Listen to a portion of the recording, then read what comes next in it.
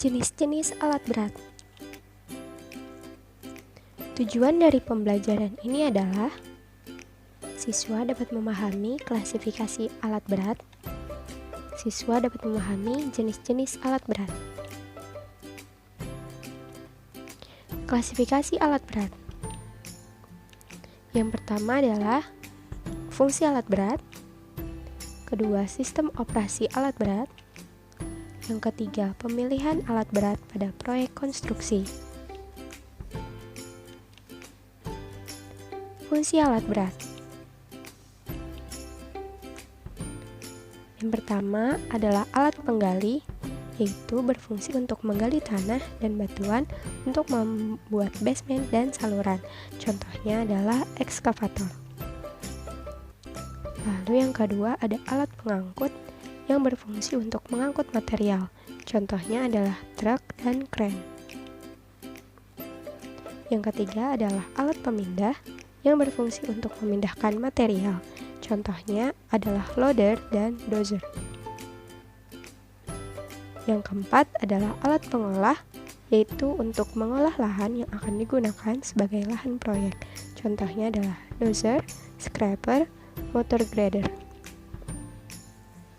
Yang kelima adalah alat pemroses material. Alat ini berfungsi untuk mengubah ukuran dan bentuk material sesuai yang diinginkan. Contohnya adalah crusher, concrete batch plant, dan asphalt mixing plant. Yang keenam ada alat pemadatan, yaitu untuk memadatkan timbunan tanah agar rata dan padat.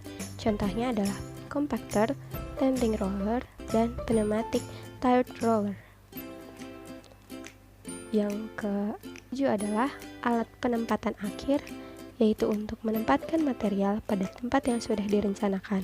Contohnya adalah motor grader, concrete spreader, asphalt paver, dan alat pemadat. Yang kedua adalah sistem operasi alat berat. Pertama ada alat dengan penggerak, yaitu untuk memudahkan gerak atau berpindahnya alat ke tempat lain. Yang kedua ada alat statis, yaitu alat yang pengoperasiannya tidak bergerak atau berpindah tempat. Yang ketiga adalah pemilihan alat berat pada proyek konstruksi. Pertama ada fungsi yang harus dikerjakan, yaitu alat yang dipilih harus ditentukan kegunaannya, apakah untuk menggali, mengangkut, atau memindahkan, dan lain-lain. Yang kedua adalah kapasitas alat, yaitu disesuaikan dengan banyaknya material yang harus diangkut.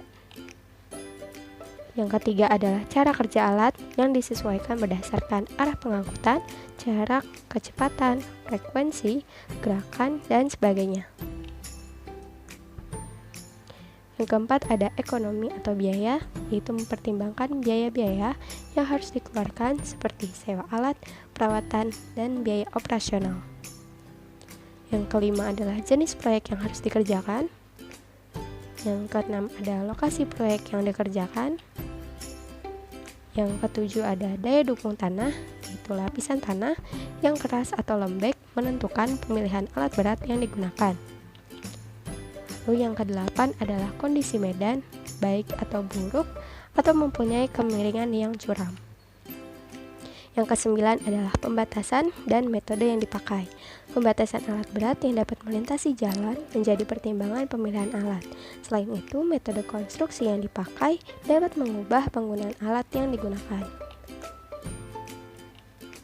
Yang keempat adalah jenis-jenis alat berat. Pertama ada ekskavator yang berfungsi sebagai penggali, pengangkat maupun pemuat tanpa harus berpindah tempat. Pertama ada backhoe, yaitu berfungsi untuk penggalian terowongan, basement, dan saluran. Kedua ada power shovel, berfungsi untuk penggalian tebing yang lebih tinggi dari tempat kedudukan power shovel tersebut. Lalu yang ketiga ada drag line, yaitu penggalian material yang memiliki jangkauan lebih panjang. Lalu ada clamshell, yaitu penggalian tanah lepas seperti pasir, batuan pecah, lumpur, dan kerikil. Lalu yang kedua ada dozer, scraper, ripper, dan motor grader.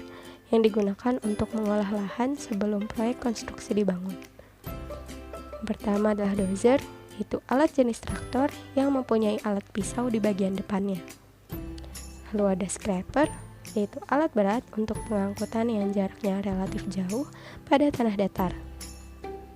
Yang ketiga ada motor grader, yaitu alat perata tanah, pembentuk permukaan, perawatan jalan, berfungsi untuk mengupas lapisan permukaan tanah. Yang keempat ada ripper, yaitu untuk menggemburkan tanah keras. Yang ketiga ada loader dan truck, yaitu digunakan untuk pemuatan material ke dalam truk atau untuk menimbun material. Ada loader yang berfungsi untuk mengangkut material, lalu ada truk yang berfungsi untuk mengangkut material secara horizontal. Yang keempat ada crane, yaitu digunakan untuk mengangkut material secara vertikal. Ada tower crane yang berfungsi untuk mengangkut material pada ketinggian yang tidak dapat dicapai dengan lain. Lalu ada truck crane, yaitu berfungsi untuk berpindah tempat tanpa bantuan alat lain. Lalu yang ketiga ada wheel crane yang mempunyai penggerak roda ban karet, dan crane ini juga dikenal dengan hydraulic crane atau telescopic crane. Lalu ada crawl crane yang fungsinya sama dengan truck crane, namun penggunaan rodanya menggunakan rantai. Yang kelima ada alat pemancang tiang atau pile hammer yang biasa digunakan pada proyek-proyek konstruksi gedung pencakar langit. Fungsinya itu untuk memberikan energi yang diperlukan pada pemasangan pondasi, yaitu untuk mengangkut material pada ketinggian yang tidak dapat dicapai dengan alat lain. Lalu ada steam hammer, alat ini dapat berpindah tempat tanpa bantuan alat lain. Lalu ada hydraulic hammer, yaitu alat ini dapat berpindah tempat tanpa bantuan alat lain. Ada diesel hammer, yaitu crane dengan penggerak roda ban karet. Crane ini juga dikenal dengan hydraulic crane atau telescopic crane. Lalu ada vibratory hammer. Crane ini sama dengan truck crane, namun menggunakan roda penggerak rantai. Yang keenam adalah alat pemroses agregat. Agregat merupakan bahan utama untuk pekerjaan konstruksi. Alat ini berfungsi untuk menghasilkan agregat buatan tersebut. Alat ini terdiri dari stone crusher dan conveyor belt. Stone crusher berfungsi untuk memecah batu dan menyaringnya sesuai ukuran. Lalu setelah ukuran batu sudah dikelompokkan, lalu akan diantarkan dengan conveyor belt.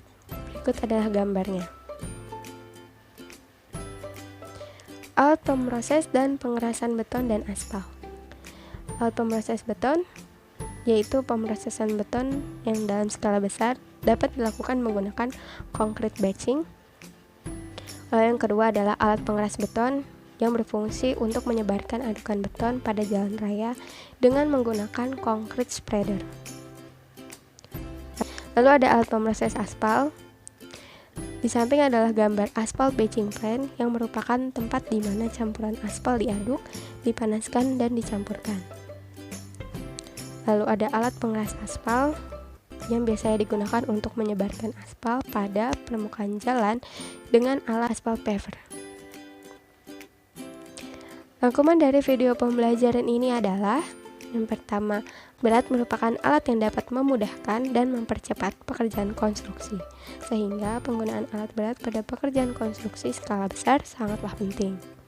Berdasarkan fungsinya, alat berat dibedakan menjadi alat pengolah lahan, alat pengangkut, alat pemadatan, alat penggali, alat pemindah, alat pemroses material, dan alat penempatan akhir. Yang ketiga adalah berdasarkan sistem penggeraknya, alat berat dapat dibedakan menjadi dua jenis, yaitu alat penggerak dengan motor dan alat statis. Alat penggerak dengan motor terdiri atas dua jenis, yaitu penggerak dengan roda rantai dan penggerak dengan roda ban karet. Lalu yang keempat adalah penggunaan alat berat ditentukan oleh beberapa faktor, antara lain fungsi yang harus dilaksanakan, kapasitas alat, cara kerja alat, biaya yang harus dikeluarkan, jenis proyek yang dikerjakan, lokasi proyek, dan pembatasan metode. Yang kelima adalah alat berat yang berfungsi untuk menggali, terdiri atas backhoe, power shovel, dragline, dan clamshell. Yang keenam, alat pengolah lahan terdiri atas dozer, scraper, dan motor grader. Ketujuh, alat pengangkut atau pemindah material secara horizontal terdiri atas loader dan truck. Truk dapat dibedakan menjadi side dump truck, rear dump truck, dan bottom dump truck. Yang kedelapan, alat pengangkut secara vertikal terdiri atas tower crane, truck crane, wheel crane, dan crawl crane. Tower crane terdiri atas freestanding crane, rail mount crane, side crane, dan climbing crane. Alat memancang tiang atau pile hammer terdiri atas drop hammer, steam hammer, diesel hammer, vibratory hammer, dan hydraulic hammer. Yang ke-10, alat pemroses agregat terdiri atas stone crusher dan conveyor belt. Terima kasih. Ada yang ingin bertanya?